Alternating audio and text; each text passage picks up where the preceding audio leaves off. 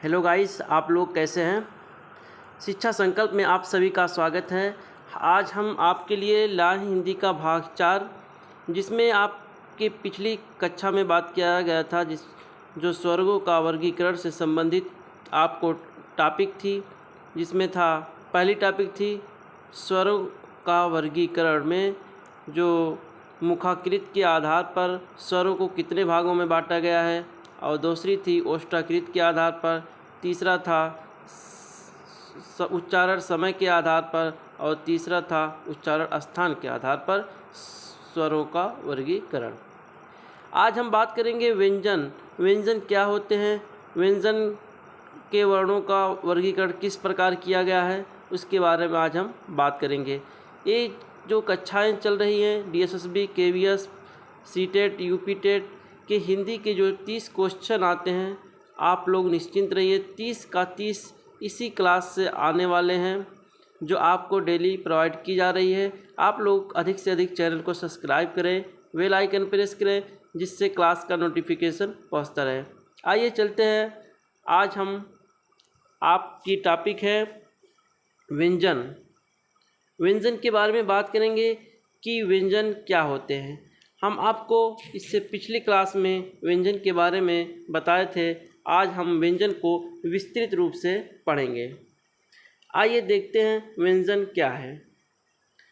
व्यंजन जिन वर्णों का उच्चारण स्वरों की सहायता से की जाती है, व्यंजन कहते हैं। इनकी संख्या 33 होती है।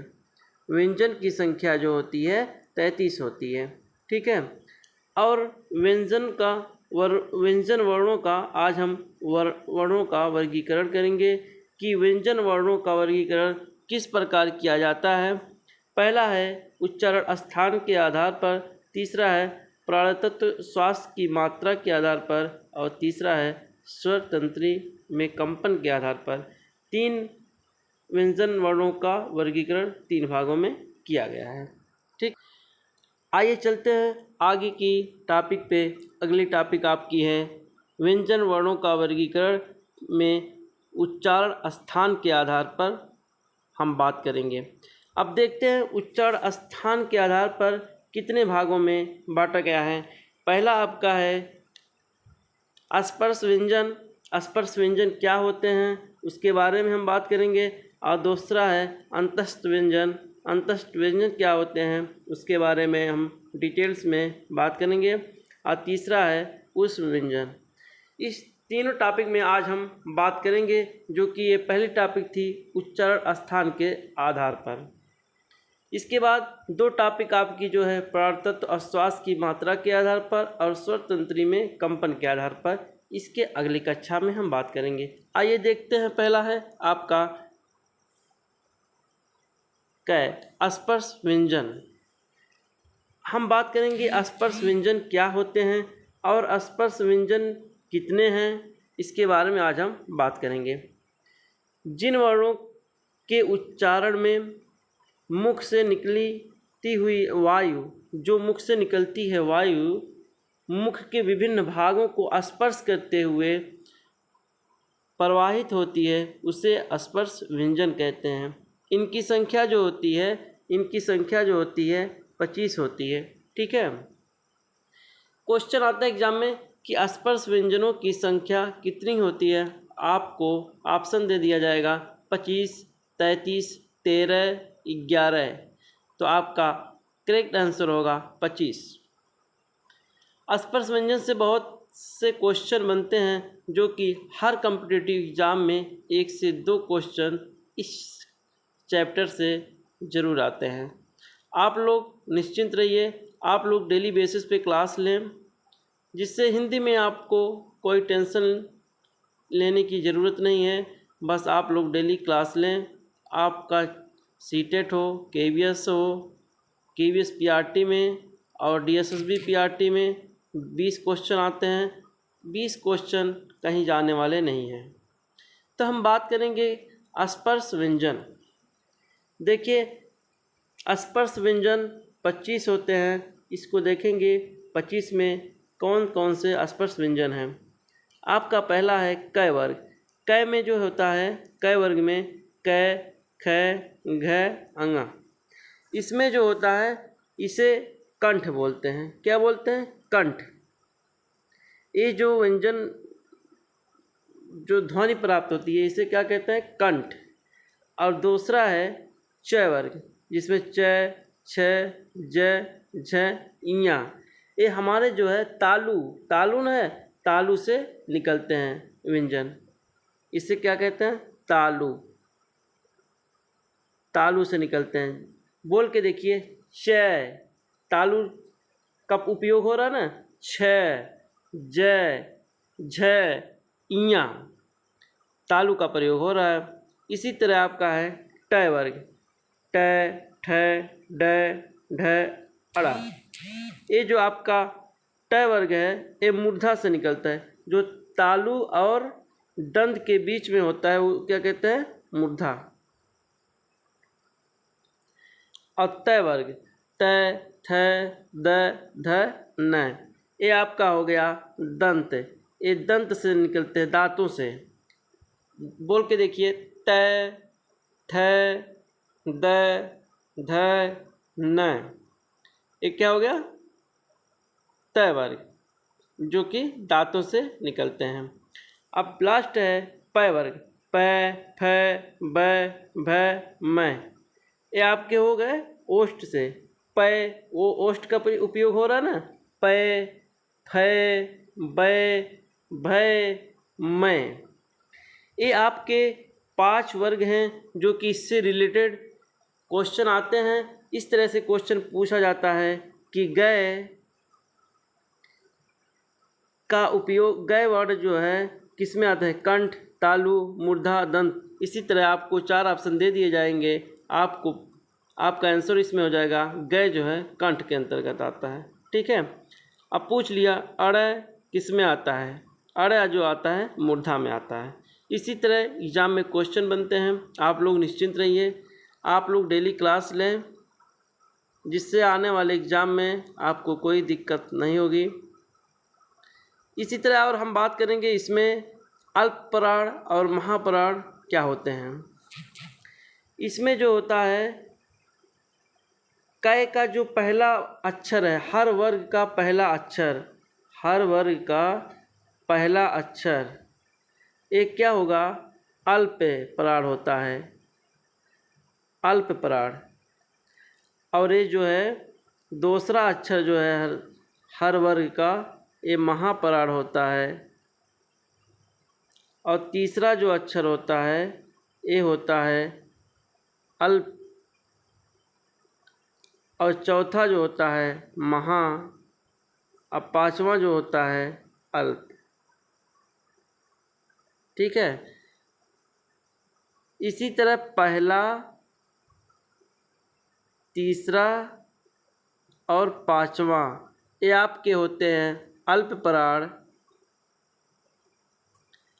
और दूसरा, चौथा जो होता है ये होता है आपका महाप्राण, महाप्राण। और इसको हम डिटेल में अगली कक्षा में पढ़ेंगे कि अल्प प्राण क्या होते हैं और महाप्राण क्या होते हैं। और दूसरा इसमें होता है ये जो हर वर्ग का पहला और दूसरा अक्षर जो होता है ये आपका होता है अघोष वर्ण, अघोष वर्ण। और ये तीसरा जो 3 वर्ग, हर वर्ग का तीसरा, चौथा, 5वां अक्षर जो होता है ये होता है आपका घोष वर्ण। इसके नेक्स्ट क्लास में आपको अल्पप्राण, महाप्राण और अघोष और घोष के बारे में डिटेल्स में हम चर्चा करेंगे। इसके बाद आपकी नेक्स्ट टॉपिक है ख, अंतस्थ व्यंजन। अंतस्थ व्यंजन किसे कहते हैं उसके बारे में हम चर्चा करेंगे। जिन वर्णों के उच्चारण में जिह्वा विभिन्न वाग् इंद्रियों को स्पर्श करती है परंतु किसी भी भाग को पूर्ण रूप से क्या करती है? स्पर्श नहीं करती है, उसे हम क्या कहते हैं? अंतस्थ व्यंजन कहते हैं। और अंतस्थ व्यंजन को अर्धस्वर, अर्धस्वर तथा कोमल व्यंजन भी कहते हैं। ये नोट करिएगा कि जो अंतस्थ व्यंजन होते हैं उसे अर्धस्वर तथा कोमल व्यंजन कहते हैं। अब बात करेंगे अंतस्थ व्यंजन कौन होते हैं। य, र, ल, व, ये चार जो अक्षर हैं ये आपके हो गए अंतस्थ व्यंजन। अंतस्थ व्यंजन, ठीक है, अंतस्थ व्यंजन। अब बात करेंगे यह क्या होता है। यह जो होता है आपका ये अर्ध स्वर होता है। अर्ध स्वर, यह को अर्ध स्वर कहते हैं। र को जो कहते हैं परकंपित व्यंजन। परकंपित व्यंजन, ये स्वर नहीं है, व्यंजन है। अर्ध स्वरी, यह जो होता है यह अर्ध स्वर होता है, यानी आधा स्वर की कैटेगरी में आता है यह। और र जो होता है परकंपित व्यंजन होता है, और ल जो होता है पार्श्विक व्यंजन होता है। पार्श्विक व्यंजन या वत्स्य व्यंजन, ठीक है। एग्जाम में पूछ लिया जाता है कि यह क्या है, अर्ध स्वर, व्यंजन, पूर्ण स्वर, इनमें से कोई नहीं, इनमें से सभी। इसी तरह आपको ऑप्शन दे देगा तो आपका यह हो जाएगा अर्ध स्वर। अब वह का हो जाएगा अर्ध स्वर।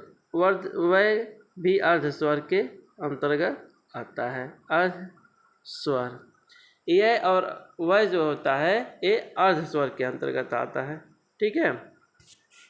और वह जो है एक और होता है दंतोष्ठ व्यंजन के अंतर्गत आता है। दंतोष्ठ व्यंजन, ठीक है। इसके बाद आपकी अगली टॉपिक है ख। ये आपकी अगली टॉपिक ग जो है ऊष्म व्यंजन के बारे में हम बात करेंगे। ऊष्म व्यंजन क्या होते हैं आपको हम वैसे बता दे रहे हैं। ऊष्म व्यंजन होते हैं जिन वर्णों के उच्चारण में मुख से निकलती हुई वायु मुख के विभिन्न भागों से घर्षित हो, यानी मतलब घर्षण करे। जैसे कोई अगर हम वर्ड बोल रहे हैं तो जो ध्वनि निकल रही है मुख से वो हमारे पूरे मुख में घर्षण करे, ठीक है। विभिन्न भागों में घर्षित होकर एक विशेष ऊष्मा के साथ प्रवाहित होती है, उससे ऊष्म व्यंजन कहते हैं।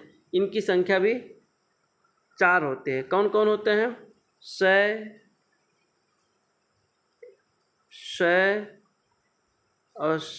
और है।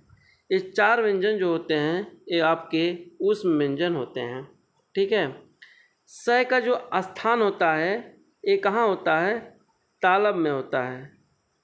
तालब में अभी पढ़ाए हैं कि क वर्ग कंठ और च वर्ग तालु और ट वर्ग मूर्धा और त वर्ग दंत और प वर्ग ओष्ठ।